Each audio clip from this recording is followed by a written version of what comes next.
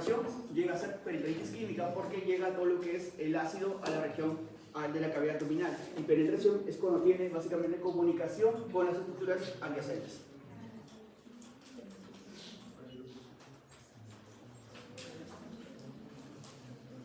¿Cuáles son las más fáciles de controlar? Básicamente las duodenales. ¿Cuáles son las menos complicadas? Las duodenales. Clasificación de Forres, ¿se acuerdan? Forres 1, 2 y 3. Sangrado activo, ¿okay? Sangrado reciente y sangrado pasado. Esto viene por el imagen para no equivocarme. ¿Okay?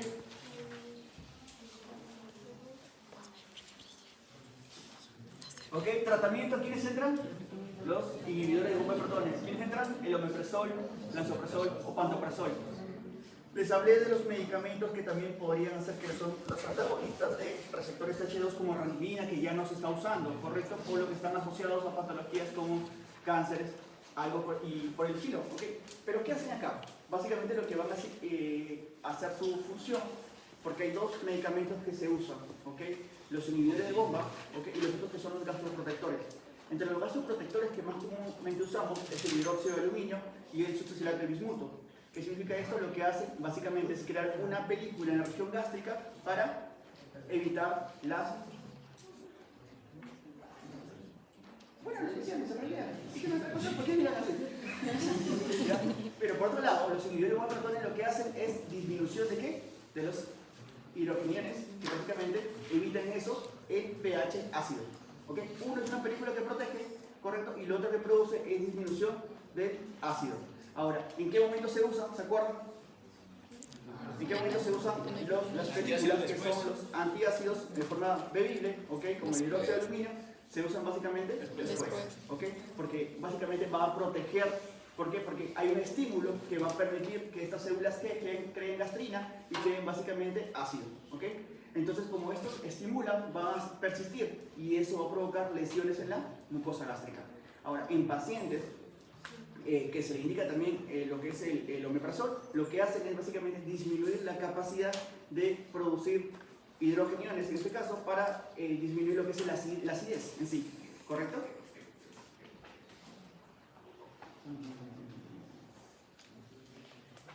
Ya. Paciente que llega con shock, ¿qué hacen básicamente ustedes? Paciente que llega, hacen monitorización de signos vitales y básicamente la hidratación del paciente. La hidratación del paciente hay que hacer con bastante perfusión, que puede ser de 20 a 30 ml por kilo. ¿Okay? Y lo que le dijo la doctora, la hora de oro, que es principal para ver y determinar el manejo del paciente. ¿Okay? Es en todos pacientes que tengan sepsis. ¿Se acuerdan que básicamente es la respuesta inflamatoria sistémica, que es SIRS más lo que es un punto que sería urinario, gástrico, otro elemento de la parte odérmico, correcto, o pues intestinal, lo que ustedes quieran. Esto se asocia y llega a lo que es la definición de sepsis. Cuando esto llega a alteración de hipotensiones, se llama shock séptico, y esto llega a falla multiorgánica y esto conlleva a la muerte del paciente. La falla multiorgánica es cuando ya no se ve afectado un solo órgano, sino que se ven varios sistemas en sí, que puede ser hematológico, renal, respiratorio, correcto, que puede conllevar al paciente a la muerte. Así que hay que llegar al paciente y hay que hidratar. ¿Qué pasa con el paciente en este paciente de úlceras? La principal complicación son las hemorragias digestivas altas, ¿correcto? Como hay bastante hemorragia digestiva alta, lo que es pérdida de volumen, ¿ok? Hay que compensar al paciente. Es un shock de tipo hipovolémico, ¿ok? Hay que cuantificar el volumen que se pierde, hay que reponer el volumen, hay que usar cristaloides, hay que usar expansores de volumen en el paciente para poder compensarlo, ¿ok?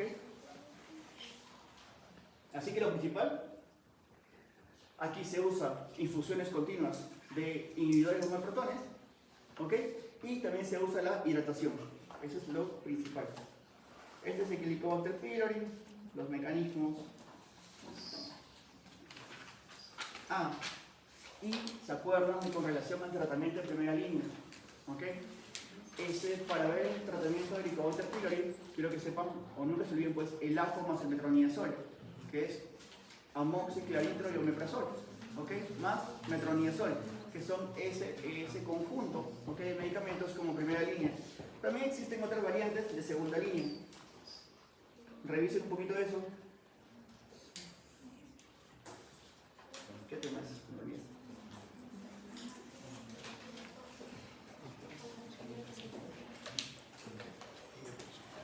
Ah, ya. ¿Qué es la enfermedad de reflujo gastroesofágico? ¿Ok? ¿Por qué? Aquí hay un problema donde en el esfínter esofágico inferior. ¿Ok? Como hay una debilidad de este esfínter, llega todo el contenido de la cavidad gástrica hacia la región esofágica y lo que van a provocar al uso prolongado básicamente son ulceraciones o dolor tipo urente en la zona. Ahora, si es que esto es continuo, provoca lo que es una metaplasia. Y una metaplasia lo que provoca, ¿okay?, es un cambio del tejido epitelial de polistratificado a cilíndrico en este caso, y da relación a la patología que se llama esófago de Barré, ¿verdad? Que básicamente es una adenocarcinoma. Este de acá es básicamente el tratamiento que quiero que sepan ustedes.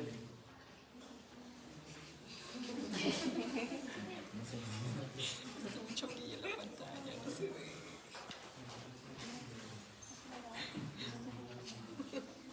¿Ok? Modo de diagnóstico, fechometría, impedancia, son importantes que sepan ustedes con relación a lo que es el modo de diagnóstico. También se puede hacer, endoscopía, ¿ok?, en la cual va a determinar si es que hay algún tipo de lesiones en la parte del esófago distal, tercio distal. Vamos a ver el tratamiento. Igual, lo que se puede usar son inhibidores de beta-protones, ¿okay?, IBP, y se puede asociar a procinéticos, ¿correcto? Y aquí se puede también asociar a medicamentos que van a evitar lo que es el reflujo alcalino. Así que son otros medicamentos que se usan. Porque estos son procinéticos, como por ejemplo la metoclopramida, se usa porque permite el vaciamiento gástrico y la mayor motilidad. Causas de lo que es el reflujo gastroesofágico, uno por debilidad y otro por disminución de la motilidad esofágica.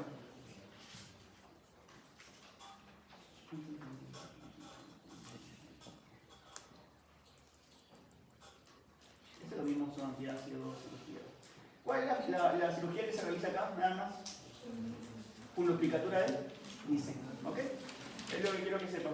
Si es que el paciente tiene continuidad, ¿ok?, de ese tipo de alteraciones, lo adecuado sería hacer una fundoplicatura de Nissen, solamente para que sepan, para que no se olviden, se agarra el fondo gástrico, se envuelve en la región del esófago abdominal, correcto, y se crea una nueva fibra, ¿ok? Otra causa también que se puede encontrar aquí son las famosas hernias hiatales, ¿ok?, que también se pueden asociar a reflujo gastroesofágico. Así que tenemos la función quirúrgica y la función de los medicamentos.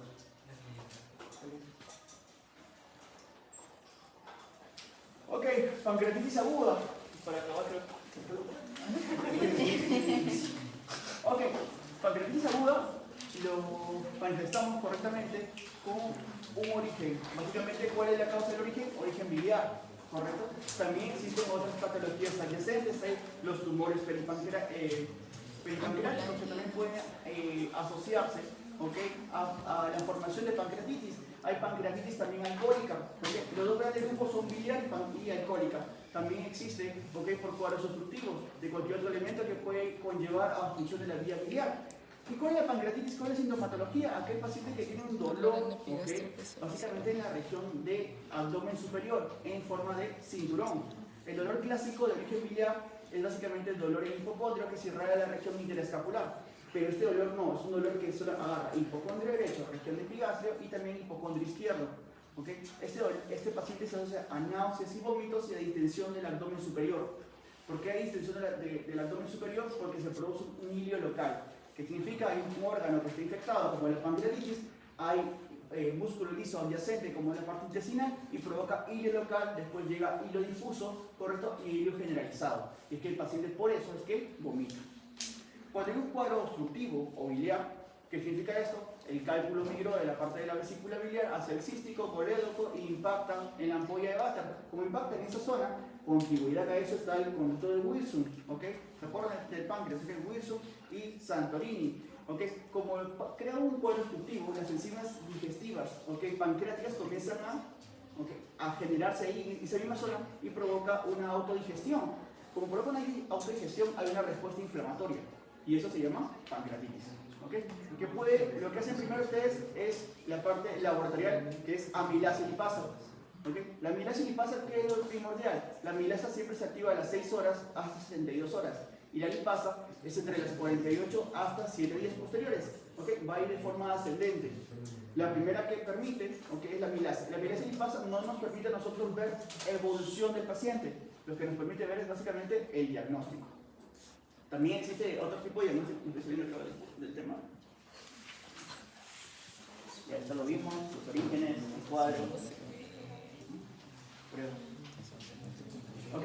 Son 3 cosas para el cuadro clínico, nunca se olviden. El dolor en franja, correcto. La elevación de la milasa y lipasa, 3 veces el valor normal y con relación a la tomografía. ¿En qué momento se realiza una tomografía en pancreatitis? A las 48-72 horas. ¿Y en qué pacientes se hacen? En aquellos pacientes que tengan posibilidad de complicaciones, correcto, o en un paciente que no se tenga un diagnóstico claro. Nunca se hacen los primeros episodios porque no va a haber cambios significativos en la región pancreática. Y esto con relación a los criterios tomográficos de lo que es Baltasar, ¿ok? Nos permite a nosotros determinar el tipo de lesiones. Básicamente sin cambios significativos, es un Baltasar A. Cuando hay edema peripancreático, un Baltasar B.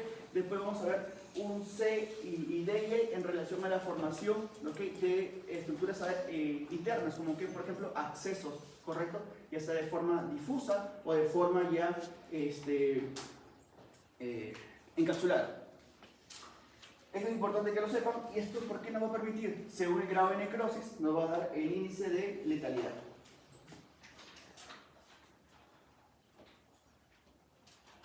Leve, cuando hay ausencia de falla, cuando no hay otra alteración adyacente. Una moderada, cuando hay una alteración pero se recupera en las 48 horas. Pero si este paciente después de 48 horas persiste, ¿okay?, las fallas, ya se llama grave. Y para esto existen los sistemas, básicamente Ransom, BISAC, ¿okay?, y los criterios asociados que te voy a decir. El Ransom es lo que nos va a permitir evaluar en el paciente cómo es que ingresa y cómo es que se valora las 48 horas. Lo principal para ver complicaciones es el nivel del calcio. El calcio, por lo menos aquí, nos dice que es menos de 8. Cuando diga menos de 6, es un paciente muy complicado. Ese tema es nuevo, así que con respecto a los ciclos anteriores. Con respecto a las complicaciones, ¿okay?, las principales complicaciones son los quistes, ¿okay?, o los pseudoquistes pancreáticos, y en relación también a lo que sería la necrosis. Ahora, les pregunto, la necrosis, hay dos tipos de necrosis infectada y necrosis no infectada. ¿Cuál es el antibiótico? Solamente la necrosis infectada. ¿Okay? Ahora, ¿qué es lo que hacen ustedes o cómo manejan una pancreatitis? Hay que hacer hidratación, 30 ml por kilo.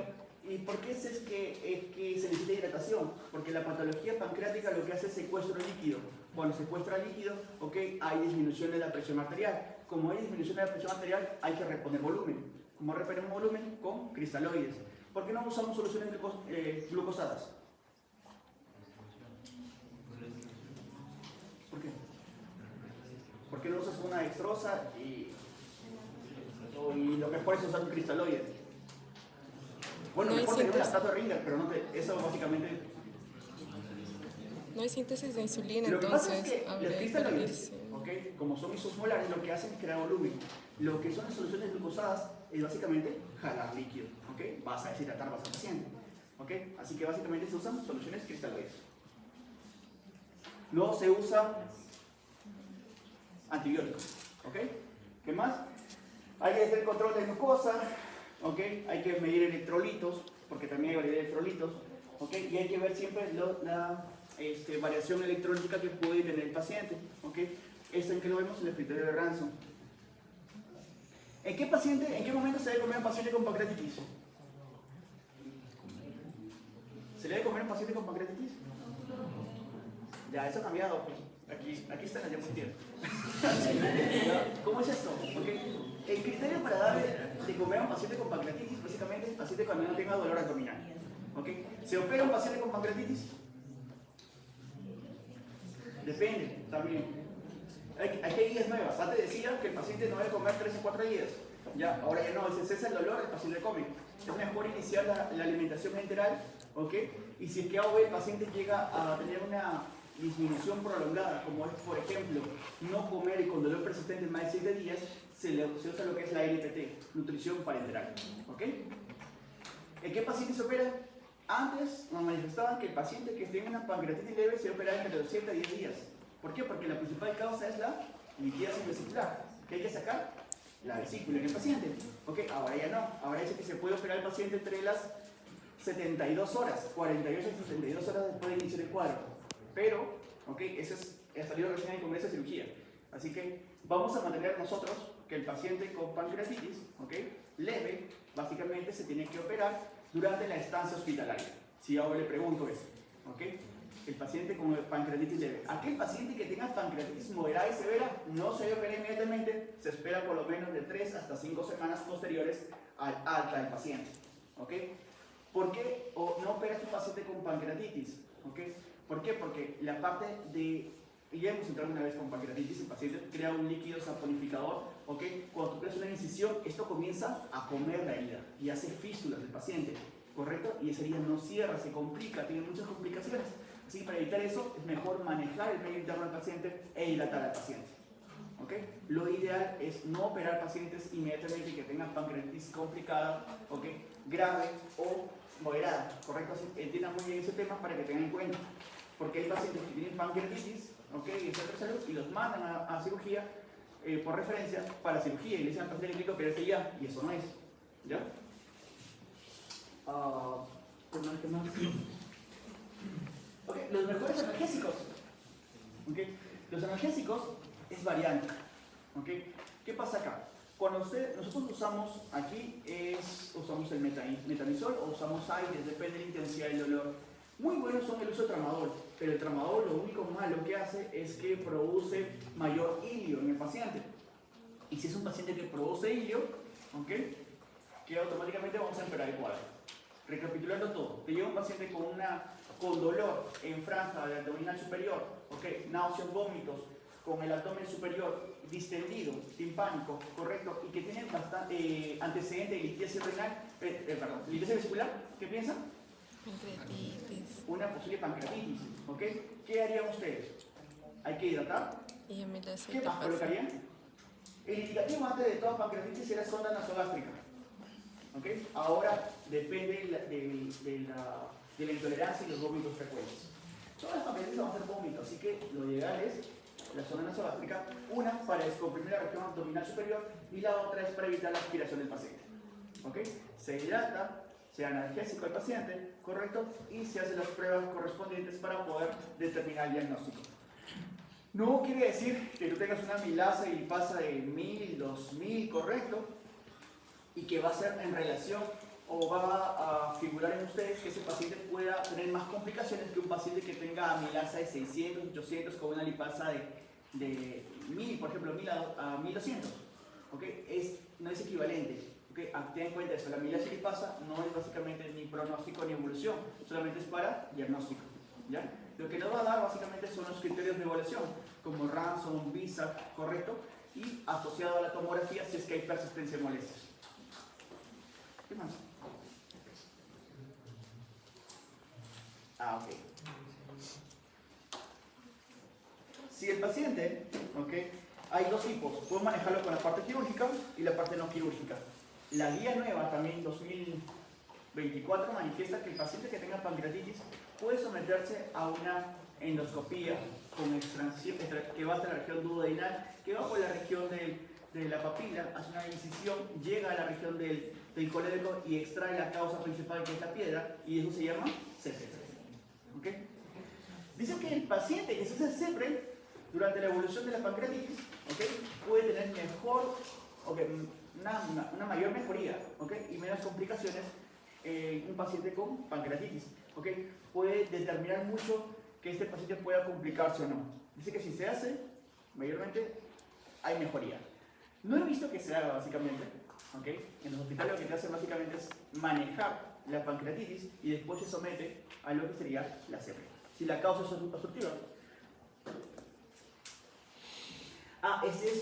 Esta es la guía de salud en realidad, ¿okay? Con respecto al manejo del paciente en relación al tipo de pancreatitis. Leanlo, ese cuadrito está muy bonito lo que hemos dicho, básicamente todo con respecto a la hidratación y verificar si es que hay respuesta o no, si es un paciente con pancreatitis leve, moderada o severa. ¿Preguntas que tengas acá? Mucho rapidísimo todos los artistas.